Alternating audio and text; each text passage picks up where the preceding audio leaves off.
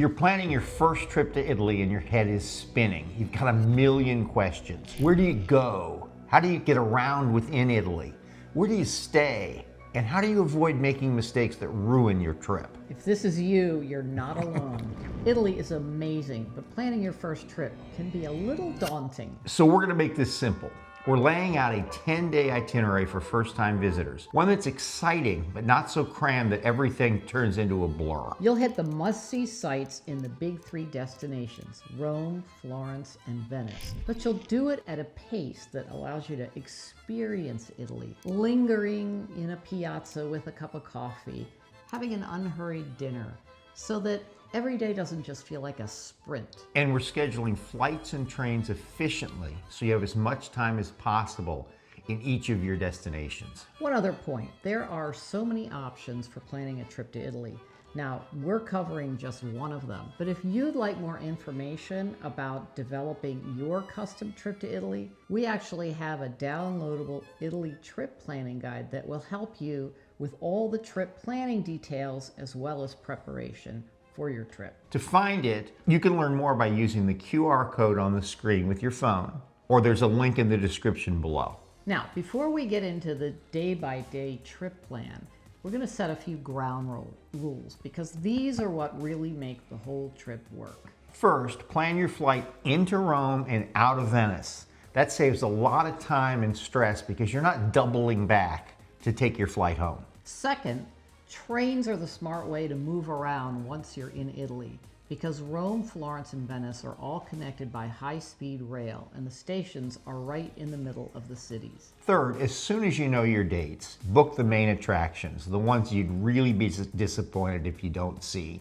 And we'll talk about each of those as we go city by city. Now, fourth, assume that you're going to do a lot of walking when you're in Italy. So comfortable shoes are not optional, they are an absolute must. Fifth, travel light. A carry-on plus a personal item is ideal. You'll be walking over cobblestones, up and down stairs, having to get your luggage up onto the racks and trains. And in Venice, you'll be walking up and over the canals on stairs. And last but not least, recognize that you can't see it all. Italy's a big country. And the goal isn't about maximizing the number of attractions you visit or checking off a list. It's about maximizing the experience that you have so that you're eager to come back for another trip. You're going to be tired and jet lagged when you arrive in Rome. So this isn't the day to do Rome. This is the day to get oriented, build your mental map of where things are, and save the real exploration for days 2 and 3. So first, you're going to want to drop off your luggage. Now, most hotels will allow you to drop your luggage off and they'll hold it even before you check in. But if they can't, or if you're staying in an Airbnb, for example, you can put your luggage in a storage locker. And there are a whole bunch of them all around town. And there's 2 main companies to look for, and they both have apps, Bounce and Luggage Hero. And you can basically Google their locations and find one near you. There are 2 good ways to get oriented. Walk or take a golf cart tour. Now, we haven't done the golf cart thing ourselves, but a lot of first-timers love a golf cart tour on their first day because it allows them to get the lay of the land without exhausting themselves. If you'd rather walk, here's an efficient route that goes in one direction. Start at the Spanish Steps. From there, go see the Trevi Fountain, the Pantheon, take an outside view. You can go in later on another day. Piazza Navona, and then the Largo di Argentina, and finally the Vittoriano. Depending on your starting point, this will take you 2 hours, depending on how long you linger. Okay, so you start at the Spanish Steps. They were built in the 1720s to connect the Piazza di Spagna down below to the Trinità dei Monti church up above. And they're named for the Spanish embassy, which is just right around here. The Fontana della Barcaccia is the fountain at the base of the stairs. It was designed by Pietro Bernini with help from his son Gian Lorenzo Bernini. Okay, next, take a 9-minute walk to get a quick look at the Trevi Fountain. Now, the Trevi Fountain has restricted access between 9 a.m. and 9 p.m. And as of February 26, there's going to be a €2 fee to get down to the fountain, to the level of the fountain.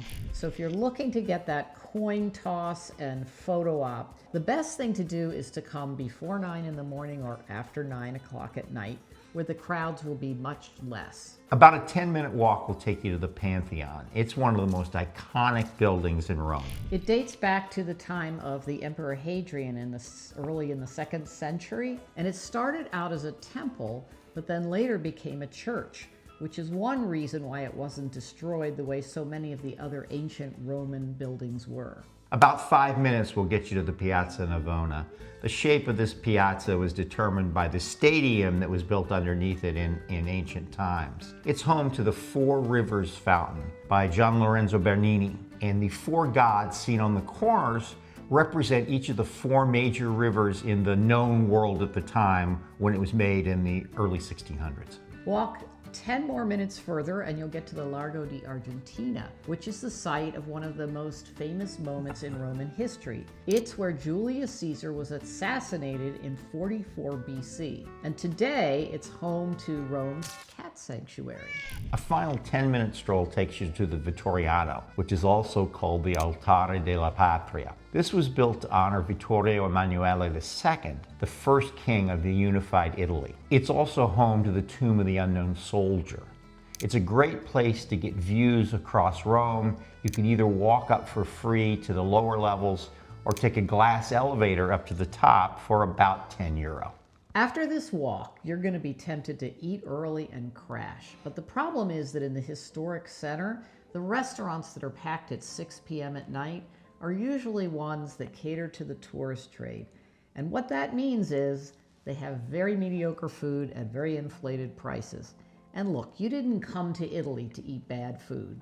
Now, to find a good meal, avoid restaurants that have pictures of food on the menu, menus in 5 different languages, or have a waiter outside trying to convince you to come in. Just wander away a little further down a side street and you'll find yourself a nice little trattoria that serves authentic Roman food. Now here's a suggestion if you really want to feel like a local. Have an aperitivo first before you have dinner. This is kind of like their version of happy hour, and everybody goes out of 6, 7 o'clock at night. They have a drink, and then usually they're served little snacks which will tide you over until dinner. Now, if you want to get a recommendation, it's fine to ask at your hotel. Just make sure to be really clear that you're not looking for a tourist place, that you'd like a place where there's a lot of locals. Today is Ancient Rome Day, the Colosseum, the Forum, Palatine Hill. If you do one tour in Rome, make it this. But if you book on your own, make sure you book in advance. It's one ticket for all 3 of these sites. Now we recommend a tour because without a knowledgeable guide, all these places can look like just a lot of old ruins. And a knowledgeable guide, and they are very knowledgeable, they can provide the history and context so that you get a real feeling for what Rome was like and what daily life was like there when it was at its heyday.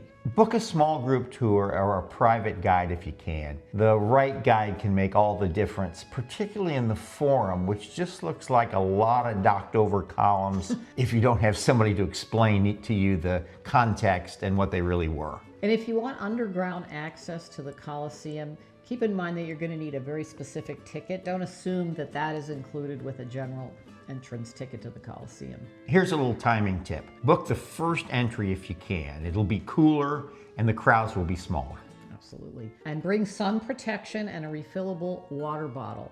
And Rome actually has tons of public drinking fountains that have fresh, cold water, so you can refill as you go. Most tours run about 3 hours, so when you're done, you're going to be a little bit wiped out and probably hungry. So this is the perfect time for lunch. But don't go too close to the Colosseum. That's where you'll find these tourist places. Again, walk a couple of extra blocks and find yourself a nice looking little place. Before dinner, head across the river to the area known as Trastevere. Now, Trastevere literally means beyond the Tiber River. And this was a working class neighborhood that evolved over the centuries with its winding medieval streets. And it later became an enclave of bohemian artists. And now it's kind of known for its artisan shops and its lively nightlife and restaurants and all that kind of stuff. It's very charming. While you're in Trastevere, stop for an aperitivo and then have dinner in a nice looking little trattoria. After dinner, it's perfect to stop for a gelato. You could go to Fata Morgana or Otalic, which is gelato spelled backwards. Planning a trip to Italy? Our Italy trip planning guide can help. It pulls together everything we've learned from our travels in Italy and our time spent living there. What to do, what to avoid, and tips on those little things that can make your trip run more smoothly and make it more enjoyable. To download it, just scan the QR code on your screen or go to the description box below and there'll be a link. On day 3, you're going to start early and you're going to head to the Vatican, the Sistine Chapel, and St. Peter's Basilica. You'll need a time ticket for the Vatican Museum and the Sistine Chapel. The Basilica is free to enter. The Vatican museums are a long sequence of galleries that kind of funnel you towards the Sistine Chapel. And the key really is to try to book the earliest time slot available so that you can actually look at and appreciate the art that you're seeing rather than being moved ahead in a crush of people. The Sistine Chapel ceiling is one of those things that's really hard to grasp from photographs. Its scale and its detail just don't come through in those photos. So give yourself plenty of time to stand there and appreciate it, but know that you won't be able to take pictures. Michelangelo painted the Sistine Chapel ceiling in the early 1500s, and it's really hard to appreciate it fully until you're standing underneath it. And it really is absolutely stunning, particularly when you consider the fact that he was known as a sculptor rather than as a painter when he first began painting it. Next, see St. Peter's Basilica. It's huge, dramatic, and totally worth it. Just know that you will have to go through security to get in, and there really isn't a skip the line ticket for this. So the best thing to do is just get there early. You have a couple of good options for the afternoon. One is to circle back and go inside of one of the things that you saw just from the outside earlier, like the Pantheon. Option 2 is for art lovers, and that's to go see the Borghese Gallery. It's incredible, particularly the sculptures by Bernini. Now you'll need a time ticket for this to make sure you get in. On day 4, we move to Florence. Get up early and take a high-speed train, either Trenitalia or Italo. It'll take you about an hour and a half to drop you in the city. Okay, and book ahead online to get the best prices and avoid last-minute stress. You'll arrive at the station Firenze Santa Maria Novella. It's right in the heart of the city, and Florence is compact, so you may be able to walk to your hotel. If not, there's a taxi line right outside, though it sometimes can be a bit of a wait. After you drop your bags, head straight to the Duomo, the massive cathedral complex in the heart of the city. The main cathedral is free, but you will have to wait in line and go through security. And it's really important to know they're strict about the dress code, and that means no bare shoulders, midriffs, or short pants. For the best views, you're going to want to climb either the Duomo or Giotto's bell tower. And just keep in mind that the dome climb is really popular, so you're going to want to book that ahead. Climbing up the dome also gives you a chance to have a close-up view of the Last Judgment frescoes. Now, if you can't get a ticket through the official channels to go up the dome, there are tour operators like Get Your Guide that will offer one that you can get often, but that you know that they will be more expensive. One part of the Duomo that we found especially interesting is the Opera del Duomo Museum. And that has a lot of the original artwork like Ghiberti's bronze doors from the baptistry, the haunting statue of Mary Magdalene by Donatello, and maybe most fascinating, at least to me, is an exhibit that shows how Brunelleschi designed and engineered the dome on the Duomo. Now, to make your visit easiest, we've made a video about visiting just this Duomo complex. You can find it linked in the description, or if you can go to our homepage on YouTube. After the Duomo, walk to the Piazza della Signoria, and you'll see the Palazzo Vecchio, which was the seat of Florentine power for centuries. You'll also see the giant David by Michelangelo, but actually that's just a replica. You'll see the real thing tomorrow. After that, you're going to want some lunch, so you might want to try some of the street food that Florence is famous for. For street food, try a schiacciata. This is Florence's flatbread. It comes stuffed with all sorts of ingredients, and they can really be delicious. The most famous place to have this is all'Antico Venaio, but I Fratellini and Pino's also have great sandwiches, and you'll find shorter lines. After lunch, head to the famous Ponte Vecchio. It's lined with jewelry shops, but keep in mind they're probably more expensive than other places around town, though it is really fun to browse, and it's lovely at sunset. You'll find that it's really crowded and pickpockets operate there, so just be very careful with your belongings. So you cross the bridge, the Ponte Vecchio, into Oltrarno, which means on the other side of the Arno. And you'll get to the Pitti Palace and its adjacent Boboli Gardens. And the gardens were created for the powerful Medici family. They pioneered what we know today as Italian garden design, with geometric layouts and symmetrical designs and grottos and statues around every corner. You could buy a ticket for the Pitti Palace, which is full of art, or the garden, or one that's a combined ticket. Just know the garden's open every day, but the Pitti Palace is closed on Mondays. Before dinner, maybe you could stop at one of the wine windows in the Santo Spirito neighborhood of Oltrarno. Now, these wine windows date back to the 1550s, and they're basically just holes in the wall where someone will pass you a glass of wine. And they originated because it allowed the noblemen who lived in the city to actually sell wine from their own houses without paying any taxes. And that went on for centuries, but they did fall into disuse in the 20th century. And then they came back during COVID because it allowed for contactless, transfer of wine.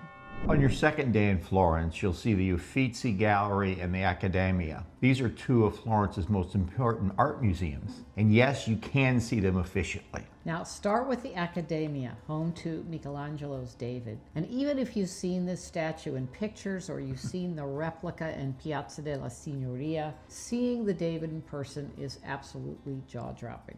Book the earliest time slot you can. There's a huge difference between an early morning crowd and a midday crowd. There are other paintings and sculptures in the Accademia. Really, David is the thing you want to see, and you don't need to spend a lot of time looking at other things. After the Accademia, head to the Church of Santa Croce.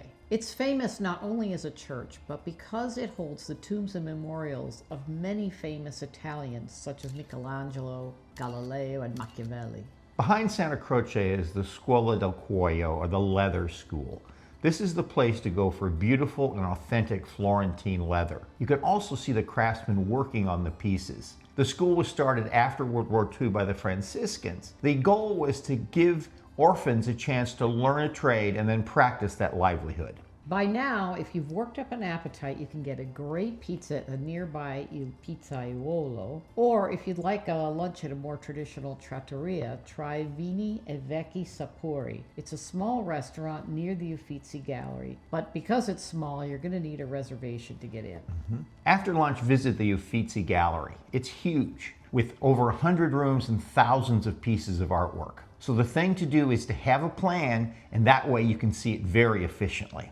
In about 2 hours, you can see some of the greatest works of the Renaissance. Now, the 8 pieces of art that you're not going to want to miss are the following. Ogni Santa Madonna, or the Maestà, by Giotto. Then you have Birth of Venus and Primavera, or Spring, by Botticelli. The Holy Family with St. John by Michelangelo. The Medusa by Caravaggio. The Venus of Urbino by Titian. The Annunciation by Leonardo da Vinci. And the Madonna del Cardellino by Raphael. Definitely book a timed entry ticket online in advance. Afterward, take an afternoon break. You'll be tired from walking around the museum, and having a gelato can help. Gelato always helps. Later, if you're up for it and you still have some energy, walk up to the Piazzale Michelangelo to watch the sunset. You won't be alone because this is a very popular activity, but the view is absolutely worth it. Then have dinner in Oltrarno. It's that cute neighborhood across the river, in fact, where Piazzale Michelangelo is. You can find some nice family-run trattorias. 2 of our favorites are the Trattoria La Casalinga and the Osteria del Cingale Bianco. Day 6 is your chance to see Italy beyond the big cities. Option 1 is to go to Siena and or San Gimignano. Great medieval towns and classic Tuscan scenery. You can reach either one of these by bus in an hour from Florence. Option 2 is a tour of the Chianti wine region, where you'd have tastings and then a long lunch. The thing to do here is either to hire a driver or go through a tour company like Get Your Guide or Viator. Paying a little bit for the logistics is the right thing to do in this case. But what about Pisa? We often get asked about taking a day trip to Pisa. Of course you can do that. It's close. It's only about an hour from Florence. But in our opinion, it's not really worth it if your goal is primarily to get a picture of the Leaning Tower of Pisa, period. Now, that's our opinion, and this may be one of the things that you really want to see in Italy, and if so, go see it. We're just saying that we think Siena and San Gimignano are a more authentic Tuscan experience. Day 7, off to Venice. Everyone knows that this magical city is built on the water, but why is that? And how does it connect to Italian history in general? So Venice was built on a lagoon in the 5th century by refugees fleeing invading armies. And its location on the water afforded a defensible position from future invasions. And Venice then became one of the maritime powers because it controlled the trade between Europe, or the West, and the East. And it remained an independent republic until it was conquered by Napoleon in 1797. Get an early train so you can arrive before the bulk of the day trippers. That train trip will take you about 2 hours from Florence. Now, you can make a quick stop in Verona if you like, but only if you're willing to trade some time in Venice for a quick visit to another city. It's important to know that there are 2 main train stations in Venice. The one you want to go to is Venezia Santa Lucia. The other one on the mainland is Venezia Mestre, and that's not where you want to go. Right. Now, once you arrive, you're going to have to get where you're going, right? Because there are no streets in Venice, Venice uses a system called vaporetti, or water buses. And you can take a water bus down the Grand Canal, and what we suggest is take the Vaporetto line number 1 down the Grand Canal. It's the perfect welcome to Venice. Here's something we've learned. Download the Rick Steves audio guide for Venice and listen to the tour down the Grand Canal. It's timed so you're going past the sites as he talks about them. Yeah, it's very cool. Now you're going to get off pretty near the Piazza San Marco, but don't linger there because you're going to be seeing the Basilica and the Doge's Palace tomorrow. Next, follow signs for the nearby Accademia Bridge. It's the only wooden bridge that spans the Grand Canal, and when you're on it, you'll have great views back to San Marco and down the canal. After your visit there, head for the Rialto Bridge. This is in the area that was traditionally the commercial center of Venice, but be careful there, as in most places in Venice, because pickpockets are operating. As you walk along, do the best activity there is in Venice, which is to wander through the little side streets getting lost. And the further you go from the main routes, the quieter it becomes. And eventually you'll have Venice all to yourself. So pick a quiet square, have a cappuccino, and sit and just soak up the atmosphere. As a first-time visitor, you may be tempted to take a gondola ride, and that's a great thing to do. Just know that it can be a little expensive. During the day, the fixed price is €90 for 30 minutes for a private tour, and at night, it's €110 for a group up to 5. Now, if that price tag made you choke, an alternative is to try a traghetto gondola. And basically what it is it's a gondola that will take you across the Grand Canal. It only takes like a minute. But it gives you the feeling of being in a gondola on the canal, and it only costs €2. On the next day, you'll visit 2 of Venice's most famous monuments, the Basilica and the Doge's Palace. St. Mark's Basilica looks unlike any of the other churches you've probably seen in Italy up until now. And that's because of its ties with the Byzantine world. And you'll see onion-shaped domes and gold mosaics throughout the interior. And it just has a totally different feeling. Next door is the Doge's or the Duke's Palace. This was built in the 14th century and remained the center of power in Venice throughout its existence as a republic. It's big, but there's a lot to see, so make sure you take your time. Some of the things you want to see are the Golden Staircase, a number of masterpieces by Titian and Tintoretto, the Doge's apartments, and then the torture chambers. And connecting the palace to the prison is the famous Bridge of Sighs, which, as the story has it, the prisoners would take their last look out the lagoon before their life imprisonment, and they would sigh because they would never be seeing the canal again. Right. It has a little small window as it goes over a canal into the prison. With a special ticket, you can visit the prisons. This is where the famous 17th century playboy Casanova was imprisoned before he escaped. On day 9, take a vaporetto out to the islands of Murano and Burano.